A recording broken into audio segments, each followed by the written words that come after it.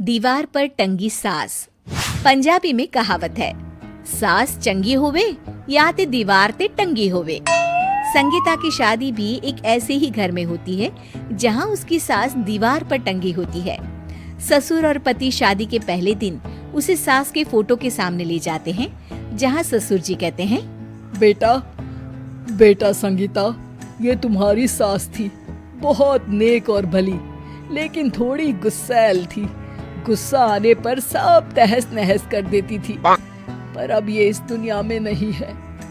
हाँ संगीता, माँ होती तो तुम इनकी कोई बात टाल नहीं सकती थी, वरना तो माँ घर में भूचाल ले आती।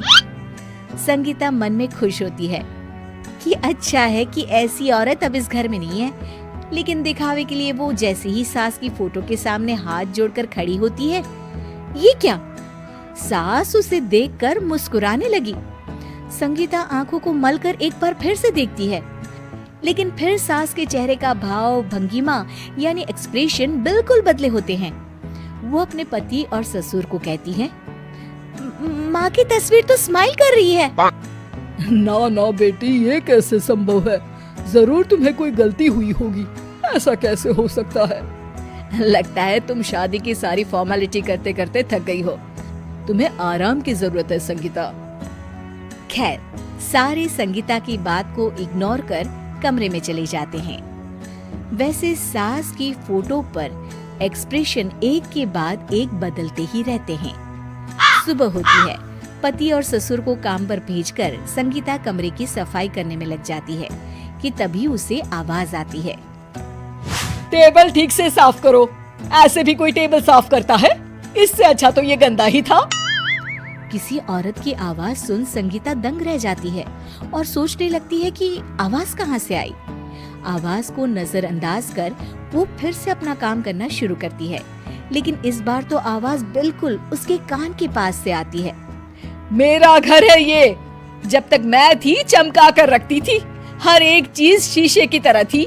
तुम्हें तो ना सफाई आती है ना कुछ पता है। क्यों तुम्हें मेरे घर की जिम्मेदारी दे दी गई है?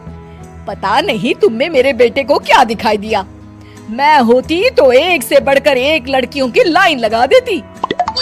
अब संगीता को समझने में देर नहीं लगी कि ये आवाज किसी और की नहीं बल्कि उसकी सास की है, जो दीवार पर टंगी है। वो उसके पास जाती है और कहती है, नमस्ते सासू माँ, मुझे तो कल ही लग रहा था कि दीवार में कुछ काला है। वो दीवार नहीं, दाल होती है पगली। सही पकड़े हैं सासू माँ। तो क्या हो गया आपको जो आप यहाँ भी चैन से नहीं बैठी हैं? सुना मैंने आपका व्यवहार काफी गुस्से वाला था। चुप रह तू, ज्यादा बकर बकर ना कर। घर का काम करना तो आता नहीं, आई है मुझसे बहस करने। हाँ देखिए सासू माँ, मैं आपसे साफ साफ कह देती हूँ, मुझसे पंगा लेने की कोशिश मत करिएगा। तभी पीछे से संगीता का पति आता है। अरे संगीता, किससे बात कर रही हो? कौन है वहाँ? संगीता की सास की फोटो फिर से पहले जैसी हो जाती है। आपकी माँ से कह रही थी कि मुझे काम करना आता।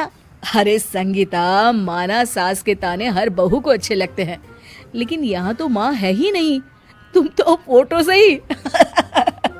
तुम भी लाजवाब हो संगीता। किसी को विश्वास नहीं होता कि संगीता अपनी मरी हुई सास की फोटो से बात करती है। वहीं आए दिन संगीता की सास संगीता को किसी न किसी बात पर आते जाते ताने देती। संगीता को भी अब सास के तानों और उनसे बात करने की आदत हो गई। वो कभी खानदान की कहानी तो कभी तीज त्योहार कैसे मनाए या किसी व्यंजन की रेसिपी सास से ही पूछती। सारा दिन घर में अकेली संगीता की सास अब उसके लिए तानों के साथ पक्की साथी की तरह भी रहने लगी थी, जो किसी और को नहीं बल्कि संगीता को ही सुनाई देती।